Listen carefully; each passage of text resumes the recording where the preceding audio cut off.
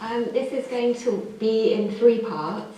Bryan and I are going to have quite a short chat because the film was so brilliant, it's more or less put me out of a job. And then Mary, Bryan's wife, and Kate Charlesworth, who's the illustrator of their new book, are going to come up and we're going to talk about that. And that will be something that definitely wasn't in the film because it's only just about to be published. So it's just being reviewed at the moment.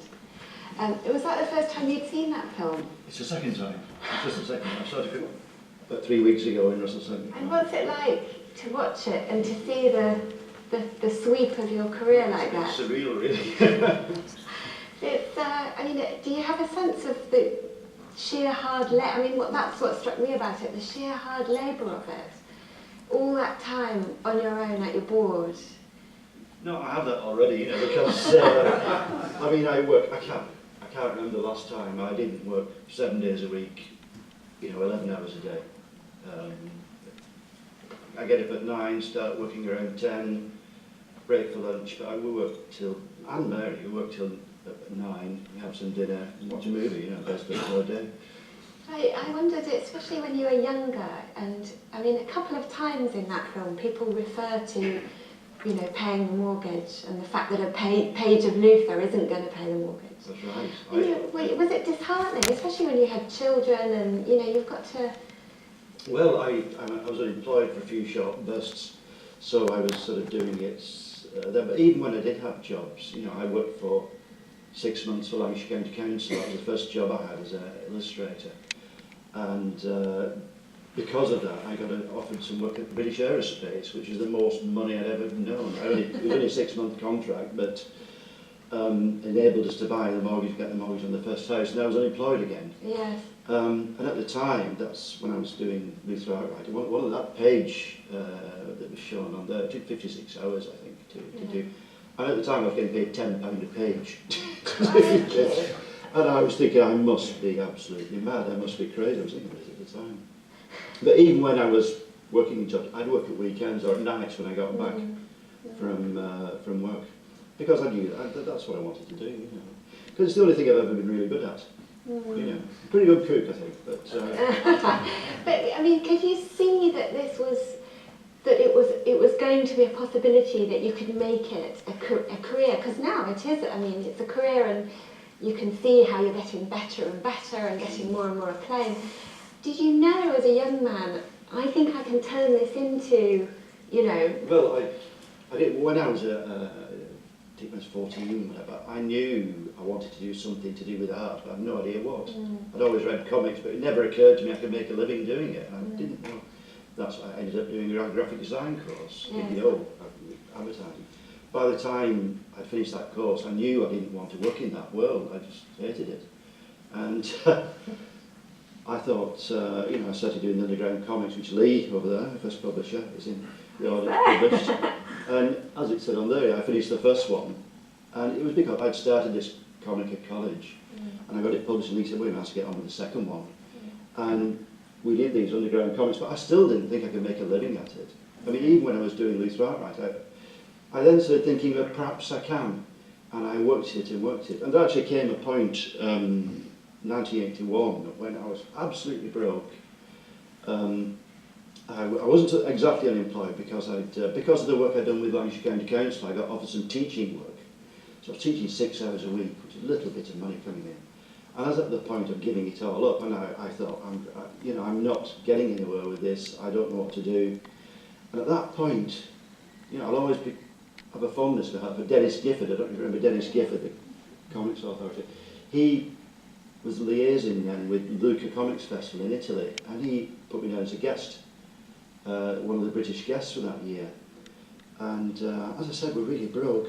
I got there, and suddenly I'm talking to people, I'm with people like Mobius and Hugo Pratt, and they're treating me like an equal. Yeah. And I'm seeing for the first time this huge array of European comics and what European comics could do and what was actually and I came back evangelical from that. And it's strange, but I came back from that and I suddenly got offered a job doing a weekly strip on Sounds magazine. Right. And within a year, Pat Mills came along with Nemesis, and I suddenly full-time comic. I did it for about a year, still teaching, and then I thought, well, I can't do both jobs at once. I can't do the teaching and this because it's so time-consuming. I was working at 2 o'clock every morning, which I don't do these days, you know. But I had to give up. I gave up the teaching. So now you just I've been self-employed in '81, and that's been what I've been doing since. Yeah. You know, you just mentioned your course, and you know how you knew you ended up doing graphic design because you weren't. I mean, in terms of your skill, what did you learn anything on your course? Was that the beginning of learning to draw? No, not really. I did the wrong course. If I'd have known I was going to end up drawing comics for a living, I should have done an illustration course. Yeah. I should think. The thing is, the course of question I didn't know this at the time. It was very strongly typographical based. Right. Oh, I think this one might work in. Yes, Ted. So, but I learned about layout. Yeah. I think. And I learned how to use technical tools like the rotring pens and the rotring compasses and the proper rulers and things like this. And photography I did. But there was no illustration taught. There was no life drawing. Any illustration in the briefs, I had to work them in. You know, I'd get a brief. You know, we have to do this next, and I'd work illustration into it. Yeah. And it was only after I finished that I was unemployed. I was going to the library once a week, and I'd get out books on perspective and composition and light and shade and art in general. And that's the first time I came across the Beatrice Potter's artwork, actually, a book called The Art of Beatrice Potter. And I started going to, later on I started going to life classes at night. I did life classes for about 12 years. Yeah, I didn't learn much about drawing. Really? Yeah, well, I usually say I'm self-employed, which means I was taught by a very ignorant person indeed, you know. And that's one of the reasons. I mean, if I'd had some, you know, good education, if I'd have worked more when I was a teenager, I would have been a lot better then. And, you know, as you've said, 30, 40 years I've been doing this, and I'm still, as I said, I'm still learning. Yes, but when you move into a new period or style, are you at a point now where you know what you want to do and how you want things to look, or are you still having to go and look at, you know, other artists' work? I mean, are you, you know, I wonder if you've moved beyond that now into... Yeah, I think so. Yeah. You're sort of... Yeah, when I'm doing a new project, I know I have in my mind what I want it to look like. And, yeah. But I mean, when you, for instance, when you started on Granville, how long did it take before you were able to do a full frame of that and know that it was, you know, how it was going to be? What's the trial period like?